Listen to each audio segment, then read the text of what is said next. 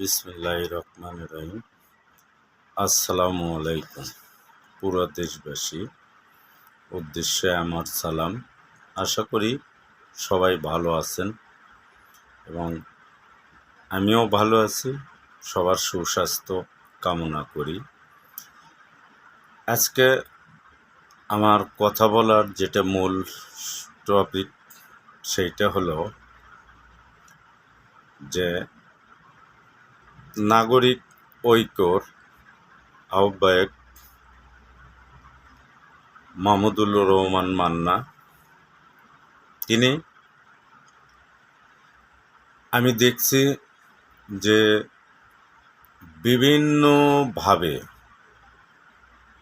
তিনি এই দেশের জন্য কাজ করে গেছেন।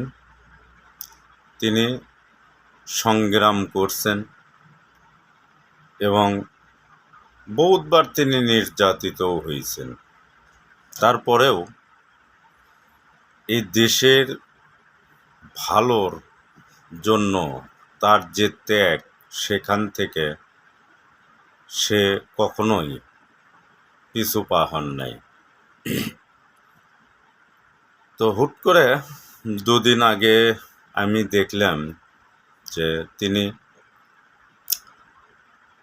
নিবন্ধন পাইছে, মানে তার প্রতীক দেখলাম কেতলি মার্কা। তো যাই হোক, তাই একটা জাতীয় প্রতীক পাইছে, নিবন্ধন পাইছে। তো আমার কাছে তার অতীতের যে কাজকর্ম, যে সংগ্রামী একজন মানুষ, আমি তাকে অতীত থেকেই তার কার্যক্রম আমাকে ভালো লাগতো। আমি যদিও কম বয়সী, আমাকে ভালো লাগতো। তো আশা করি আমাকে যখন ভালো লাগতো, তো দেশের অনেক প্রবীণ মানুষ আছেন, মেধাবী আছেন, তাদেরকেও তাকে ভালো লাগছে, এটা আমার বিশ্বাস। এবং তিনি প্রতীক পাইছেন,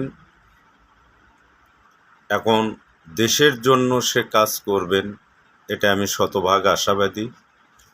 তো আমি চাইব যে সে যেখানকারই মানুষ হোক, কিন্তু সারা দেশের মানুষ যেন তাকে সাপোর্ট করা দরকার। এই কারণে সাপোর্ট করা দরকার, তিনি দেশের জন্য অনেক পরিশ্রম করছে, অনেক ত্যাগ স্বীকার করছে। তো নতুন বাংলাদেশ গড়ার জন্য এই ধরনের মানুষগুলো বর্তমান আমাদের দেশের জন্য, আমাদের পাশে থাকার জন্য বড় প্রয়োজন। আমাদের দেশ